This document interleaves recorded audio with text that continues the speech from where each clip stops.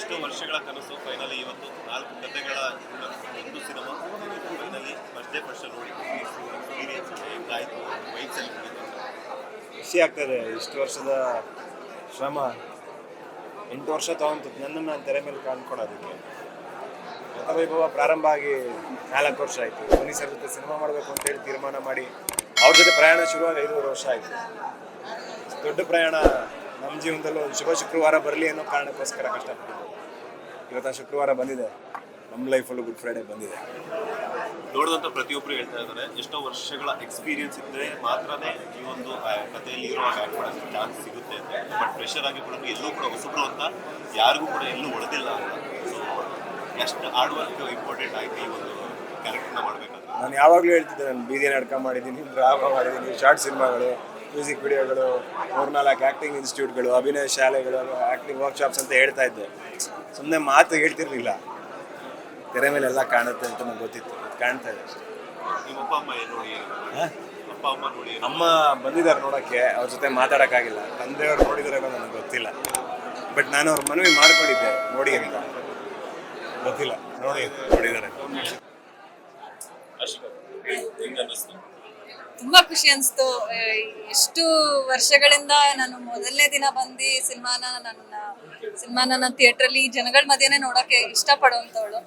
ಈ ಸಿನಿಮಾಗೆ ಇನ್ನೂ ಜಾಸ್ತಿ ಸ್ಪೆಷಲ್ ಇತ್ತು. ಬಿಕಾಸ್ ಸಾಕಷ್ಟು ಶ್ರಮ ವಹಿಸಿದೀವಿ, ಸಾಕಷ್ಟು ಇಷ್ಟಪಟ್ಟು ಈ ಒಂದು ಸ್ಕ್ರಿಪ್ಟ್ ಮೇಲೆ ಇದ್ದಂಥ ನಂಬಿಕೆ ಇಡೀ ತಂಡದ ಮೇಲೆ. ಸೊ ಇವತ್ತು ಅದನ್ನ ಜನ ಒಂದೊಂದು ಮೊಮೆಂಟ್ ಒಂದೊಂದು ಸೀನ್ಸ್ನು ಎಂಜಾಯ್ ಮಾಡ್ತಿದ್ದಾರೆ. ನಾವು ಅನ್ಕೊಂಡಿದ್ದನ್ನ ಕನ್ವೆ ಮಾಡೋಕ್ಕಾಯ್ತು, ಅದನ್ನ ಅದೇ ರೀತಿ ರಿಸೀವ್ ಮಾಡ್ತಿದ್ದಾರೆ ಅಂತ ನೋಡಕ್ಕೆ ಒಂದು ಖುಷಿ ಅನ್ಸುತ್ತೆ. Very very happy. ಸೊ ಒಂದು ಪುರಾತನ ಮತ್ತು ಆಧುನಿಕ ಅದರ ಜೊತೆಗೆ ಮಂಗಳ ಮತ್ತು ವಿಕ್ರಮ್ ಜನ ಇಷ್ಟಪಡ್ತಾರೆ. ಅಂದ್ರೆ ಒಂದೊಂದು ಸೀನಲ್ಲೂ ಕೂಡ ಆ ಕ್ಯಾರೆಕ್ಟರ್ಗೆ ಇನ್ವಾಲ್ವ್ ಆಗ್ತಾ ಇದ್ದಾರೆ. So end of the day output ಅನ್ನ ನೋಡಿದಾಗ ನಿಮ್ಗೆ ಹೆಂಗೆ ಅನ್ನಿಸ್ತು ಅಂತ. ಅಂದ್ರೆ ಯೂಶಲಿ ಒಂದು ಸಿನಿಮಾದಲ್ಲಿ ಒಂದು ಕ್ಯಾರೆಕ್ಟರ್ನ ಮಾತ್ರ ನೋಡ್ತೀವಿ, ಬಟ್ ಇಲ್ಲಿ 4 ಕ್ಯಾರೆಕ್ಟರ್ ಲಾಸ್ಟ್ ಅಲ್ಲಂತೂ ನಿಮ್ಮ ಗೋಳು ತಲೆಯನ್ನ ನೋಡಿದಾಗ ಎಲ್ಲರೂ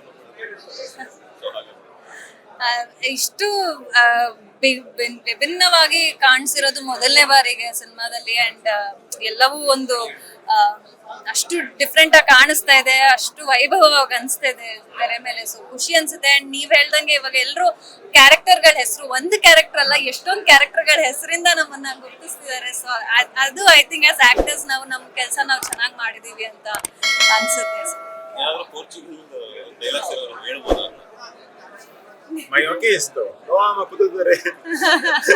ಡೈಲಾಗ್ ಹೇಳ್ವಲ್ಲ, ನೀವು ನೋಡಿದ್ರೆ ಗೊತ್ತಾಗುತ್ತಲ್ಲ. ಒಂದ್ ಕಡೆ ನಿಮ್ಮ ಸಿನಿಮಾ ರಿಲೀಸ್ ಆಗಿರುವಂತ ಸಂಭ್ರಮ, ಇನ್ನೊಂದ್ ಕಡೆ ಚಿಲ್ಡ್ರನ್ಸ್ ಡೇ ದಿನಾನೇ ಮಕ್ಕಳಿಲ್ಲ ಅಂತ ಹೇಳ್ಬಿಟ್ಟು ಸಾಲು ಮರಗಳನ್ನ ನೆಟ್ಟಿದ್ದಂತ ಸಾಲುವಾದ ತಿಮ್ಮಕ್ಕ ಇವತ್ತೇನೆ ದೇವ್ರ ಮಡಿಗೆ ಸೇರಿರುವಂತದ್ದು. ಹಿರಿಯರ ಆಶೀರ್ವಾದ ಇರ್ಬೇಕಿತ್ತು. ಬಟ್ ಇವತ್ತು ನಿಮಗೂ ಅವ್ರದ್ದು ಬಾಂಡಿಂಗ್ ಇದೆ. ಬಿಕಾಸ್ ಈಗ ತುಮಕೂರು ಅಂತ. ಸೊ ಏನ್ ಹೇಳ್ತೀರಾ ಅಂತ ಒಂದು ದೊಡ್ಡ ವ್ಯಕ್ತಿನ ಕಳ್ಕೊಂಡಾಗ? ಸಾಲು ಮರದ ತಿಮ್ಮಕ್ಕನವರು, ಅವರು ನಾನು ಒಂದೇ ಊರಿನವರು, ಗುಬ್ಬಿ ತಾಲೂಕಿನವರು, ತುಮಕೂರು ಜಿಲ್ಲೆ. ಅವ್ರು ನಾನು ಭೇಟಿಯಾಗಿದ್ದೀನಿ, ಭಾಳಷ್ಟು ಬಾರಿ ಭೇಟಿಯಾಗಿದ್ದೀನಿ, ಅವ್ರ ಆಶೀರ್ವಾದಗಳನ್ನ ತಗೊಂಡಿದ್ದೀನಿ.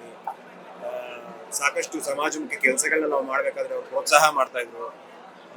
ಅವರ ಹೆಸರಲ್ಲಿ ಗುಬ್ಬಿಯಲ್ಲಿ ಉದ್ಯಾನವನ ಮತ್ತು ಸಾಕಷ್ಟು ಸಮಾಜಮುಖಿ ಕೆಲಸಗಳು, ಇದನ್ನೆಲ್ಲದನ್ನು ಮಾಡುವಂಥ ಕೆಲಸಗಳು ಗುಬ್ಬಿ ತಾಲೂಕಿನಲ್ಲಿ ಆಗಿದೆ. ಅವರು ಹುಟ್ಟಿರುವಂಥ ತಾಲೂಕು ಆಗಿರೋದ್ರಿಂದ ನಾವಿಬ್ಬರು ತುಮಕೂರು ಜಿಲ್ಲೆಯವರು, ನಾನಾಗಿರಲಿ, ಆಶಿಕ್ ಅವರಾಗಿರಲಿ, ನಿರ್ಮಾಪಕರಾಗಿರಲಿ, ನಮ್ಮ ಡೈರೆಕ್ಟರ್ ಕೂಡ ತುಮಕೂರು ಪಕ್ಕ ದಾಬಸ್ಪೇಟೆ ಅವರು.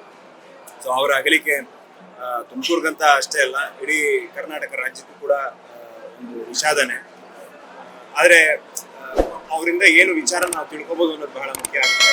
ಪರಿಸರಕ್ಕೆ ಮತ್ತು ಈ ಅವೇರ್ನೆಸ್ ವಿಚಾರವಾಗಿ ಅವ್ರು ಮೂಡಿಸಿದಂಥ ಇದು ಮತ್ತೆ ಅವರ ಸಮಾಜಮುಖಿ ಕೆಲಸಗಳು, ಅದು ನಾವು ಪ್ರೇರೇಪಣೆ ತಗೊಂಡು ನಾವು 4 ನಮ್ಮ ಕೈಲಾದಷ್ಟು ನಾವು ಮಾಡುವಂಥ ಕೆಲಸ ಆಗಬೇಕು.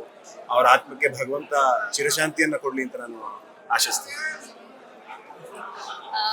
ಅವ್ರ ಸಾಧನೆಗಳ ಬಗ್ಗೆ ಮಾತಾಡೋಷ್ಟು ದೊಡ್ಡವಳಲ್ಲ, ಬಟ್ ಅವರು ಇದುವರೆಗೂ ಮಾಡ್ತಾ ಬಂದಿರುವಂತ ಕೆಲಸಗಳನ್ನ ನಾವೆಲ್ಲರೂ ಮುಂದಕ್ಕೆ ಅದನ್ನ ಪಾಲಿಸ್ಕೊಂಡು ಹೋಗ್ಬೇಕು. ಅವ್ರ ಆತ್ಮಕ್ಕೆ ಶಾಂತಿ ಸಿಗ್ಲಿ ಅಂತ ಹೇಳಿ. Thank you. ಲೇಟೆಸ್ಟ್ ಹಾಗೂ ಇಂಟ್ರೆಸ್ಟಿಂಗ್ ಸುದ್ದಿಗಳಿಗಾಗಿ ಬಾಸ್ ಟಿವಿ ಕನ್ನಡ ಚಾನೆಲ್ನ ಸಬ್ಸ್ಕ್ರೈಬ್ ಮಾಡಿ. ಹಾಗೆಯೇ ಬೆಲ್ ಐಕಾನ್ ಪ್ರೆಸ್ ಮಾಡಿ. ಇದರ ಜೊತೆಗೆ ಫೇಸ್ಬುಕ್, ಇನ್ಸ್ಟಾಗ್ರಾಮ್, ಎಕ್ಸ್ ನಲ್ಲೂ ಮಿಸ್ ಮಾಡದೆ ಫಾಲೋ ಮಾಡಿ.